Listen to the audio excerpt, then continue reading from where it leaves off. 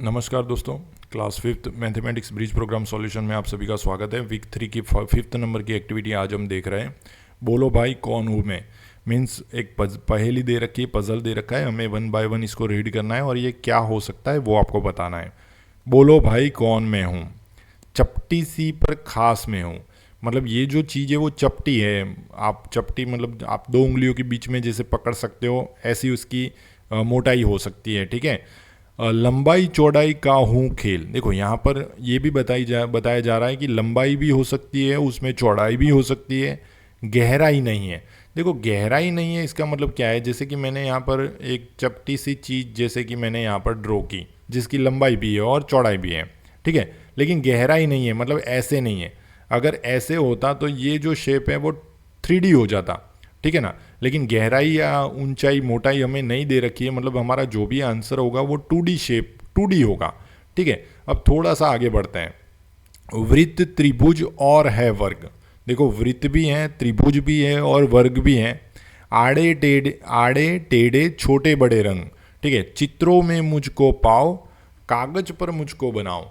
देखो मतलब यहाँ पर क्या है, तो ये जो पहेली है वो आपको इशारा कर रही है आकार की ओर। ठीक है, शेप की ओर, आकृति की ओर।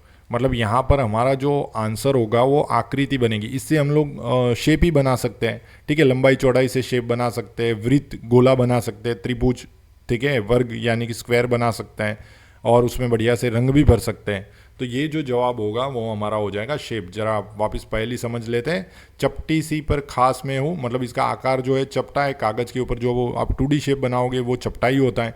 ठीक है, लंबाई चौड़ाई का वो खेल, मतलब जो ये स्क्वायर चौरस भी हो सकता है।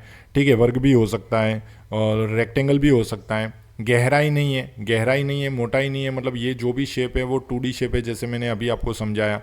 वृत्त, त्रिभुज और है वर्ग। वृत्त यानी कि गोला हो सकता है, त्रिभुज यानी कि त्रिकोण हो सकता है, और वर्ग यानी कि चौकोर चौरस जो स्क्वायर है वो भी हो सकता है।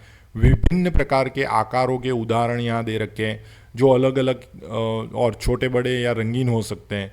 चित्रों में मुझको पाओ, कागज पर मुझको बनाओ। मतलब आकारों को हम लोग चित्रों में देख सकते हैं और कागज पर भी बनाया जा सकता है। इसलिए हमारा जो सही जवाब है वो है आकार या आकृति, शेप। नेक्स्ट एक्टिविटी जो 6 नंबर की है वो है फन विथ शेप। यहाँ पर आपको ड्राइंग दे रखा है और उसमें हमें काउंट करना है कि कौन से शेप कितने हैं। जैसे कि यहाँ पर देखो ये हाफ सर्कल हो जाएगा, एक हाफ सर्कल है। ट्राइंगल काउंट करते हैं तो 1 2 और 3 ट्राइंगल हैं। सर्कल काउंट करें तो 1 और 2 सर्कल हैं, और रेक्टेंगल काउंट करें तो 1 रेक्टेंगल है। तो देखो बॉडी जो है वो रेक्टेंगल की बनी हुई है, इस शेप में बॉडी रेक्टेंगल की बनी हुई है। ये नोज़ किसका बना हुआ है, ट्राइंगल का बना हुआ है। टॉप फिन मतलब फिन्स जो है ये दिख रही है वो भी 2 ट्राइंगल से बनी हुई है। ठीक है, साइड फिन भी ट्राइंगल से बनी हुई है, और जो बॉटम है वो है हमारा सेमी सर्कल है ये वाला, और बीच में विंडो जो है वो 2 सर्कल है। तो ऐसे आप लोग काउंट कर सकते हो। मीन ये जो शेप है वो है हमारा रॉकेट शेप। सेकेंड आप देख सकते हो, इस शेप को बनाने के लिए, ये जो पिक्चर है उसको बनाने के लिए कौन कौन से शेप यूज़ हुए वो पहले तो काउंट कर लेते हैं। तो देखो यहाँ पर ट्राइंगल कितने हैं, तो 1 2, ये जो है वो ईयर बना रहे हैं, हेड बना रहे हैं। ठीक है, ये है 1 2 3 4 5 और 6, मतलब हेक्सागोन। हेक्सागोन जो है वो फेस बना रहा है। ये नीचे वाले जो 2 ट्राइंगल है वो लेग बना रहे हैं। ये पीछे के जो 3 सर्कल है वो टेल पूंछ बना रहे हैं।